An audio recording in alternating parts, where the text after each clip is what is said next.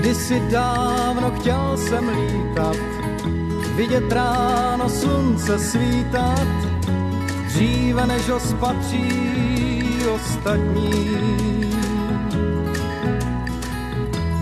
Duhou skel a mýdla rostla mým přáním křídla, rostla má touha a já s ní.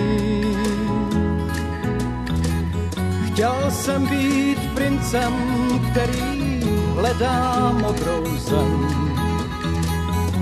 kde tajou pouště hoří sníh. Knížka, kterou jsem Exupery napsal s úsměvem, byla hvězdou mých nocí plukovských. Kdysi dávno znal jsem kouzlo, kterým nebe na zem sklouzlo, vždycky, když jsem šťastný usínal. Můj sen v spánku čistém plavil se s Monte Christem, Aladin mou lampu zhasínal. Chtěl jsem být princem, který našel růži svou, co vždycky poví, kdo je lhář. Knížku, kterou jsem Exupery nazval pohádkou, každou noc jsem si dával pod polštář. Kdysi dávno znal jsem tóny, žluté jako lampiony, které někdo k hvězdám vystřelí.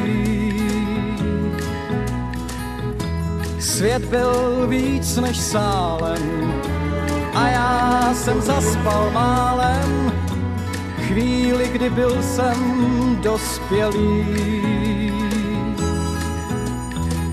Stal jsem se mužem, který hledá modrou zem, a dodnes uměl bych si hrát knížku, kterou jsem Exupery napsal s úsměvem. Z očí maličkých princů čtu si rád. Va va va va va va va va va va va va va va.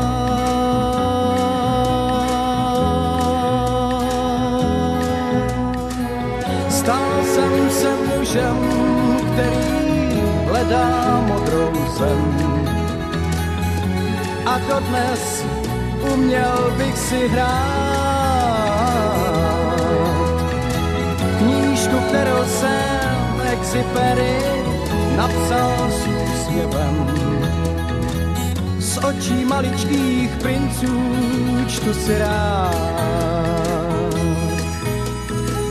Kdysi dávno chtěl jsem lítat, kdysi dávno chtěl jsem lítat, kdysi dávno chtěl jsem lítat.